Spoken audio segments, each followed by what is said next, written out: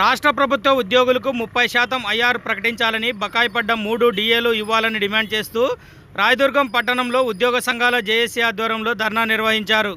శనివారం ఉదయం 10:30 గంటల నుండి 12:30 వరకు ఆర్ఎండ్బి బంగ్లా ముందు ప్రభుత్వానికి వ్యతిరేకంగా నినాదాలు చేస్తూ నిరసన తెలియజేశారు.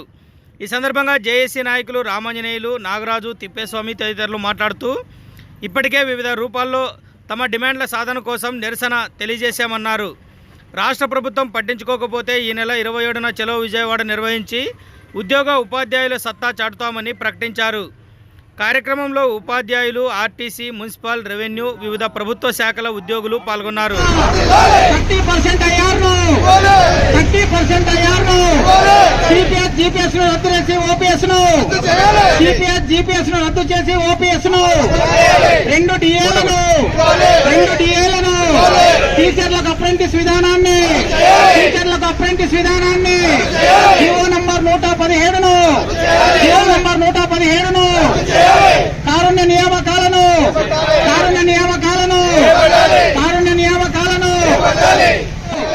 కాంట్రాక్ట్ అవుట్సోర్సింగ్ ఉద్యోగులను అన్ని శాఖలలో ఖాళీలను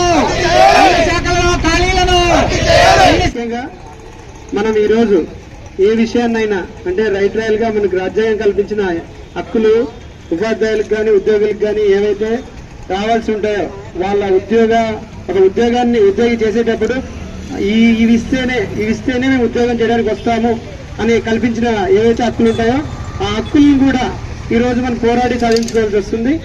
రాష్ట్ర సంఘం పిలుపు మేరకు రాయదుర్గం ఏపీ జేఏసీ తరఫున ధర్నా కార్యక్రమం నిర్వహించడం జరిగింది. దీనికి ఉద్యోగ ఉపాధ్యాయ కార్మిక పెన్షన్లు అందరూ అటెండ్ అవ్వడం జరిగింది. కావున ఏపీ జేఏసీ తరఫున ఉన్నటువంటి సమస్యలను వెంటనే పరిష్కరించాలని చెప్పి ఈ సభాముఖంగా ప్రభుత్వం వారికి విన్నవిస్తున్నాము. దాదాపుగా మధ్యంతర వృత్తి 30% ఐఆర్ను వెంటనే విడుదల చేయాలని చెప్పి, అదేవిధంగా అప్రెంటిస్షిప్ విధానాన్ని 13 రోజులు సమ్మె చేసి రద్దు చేసుకున్నటువంటి అప్రెంటిస్షిప్ విధానాన్ని మరీ పునరుద్ధరించడం జరిగింది. కాబట్టి వెంటనే రద్దు చేయాలి.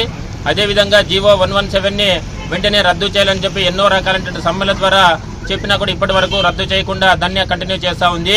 మెగా డిఎస్సీని అడిగితే దగా డిఎస్సీని ఇవ్వడం కూడా జరిగింది. అదేవిధంగా కారుణ్య నియామకాలు కూడా వెంటనే చేపట్టాలని చెప్పి తెలియడం జరుగుతూ ఉంది. ప్రతి ఒక్క ఉద్యోగికి కూడా ఖచ్చితంగా ఇంటి స్థలాలు ఇవ్వాలని చెప్పి కూడా కోరుతున్నాము.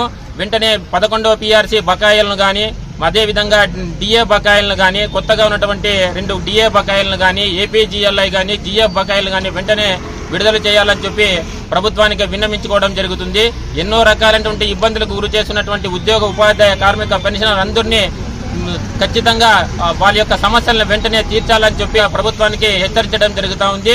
కాబట్టి రాబోయే రోజుల్లో కూడా మా సత్తా ఏమిటో కూడా ప్రభుత్వానికి తెలియజేసే అవకాశం దయచేసి ఇవ్వద్దండని ఖచ్చితంగా మేము ఈ ధర్నా సందర్భంగా ప్రభుత్వానికి విన్నవించుకుంటున్నాం. 4వ తారీఖు నుంచి మా కార్యాచరణ మొదలుపెట్టి ఉన్నాము.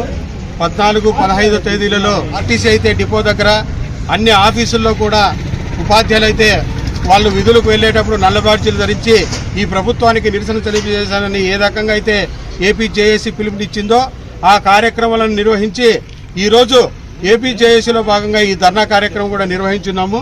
ఇప్పటికి కూడా ప్రభుత్వం స్పందించకపోతే 27వ తారీఖు పెద్ద ఎత్తున ఉద్యోగులందరూ కూడా చలో విజయవాడ కార్యక్రమానికి సుముఖంగా ఉన్నారు. మేము విజయవాడలోనే ఈ ప్రభుత్వం పట్ల మా నిరసన తెలియజేయడానికి కూడా మేము సిద్ధంగా ఉన్నాం. Thanks for watching this video. ఈ వీడియో మీకు నచ్చినట్లయితే లైక్ చేయండి, షేర్ చేయండి, సబ్స్క్రైబ్ చేసుకోండి. మన రాయదుర్గం ఆర్డీజీ న్యూస్. మా లేటెస్ట్ న్యూస్ అప్డేట్స్ కోసం నోటిఫికేషన్లు రావడానికి బెల్ బటన్ని యాక్టివేషన్ చేసుకోండి.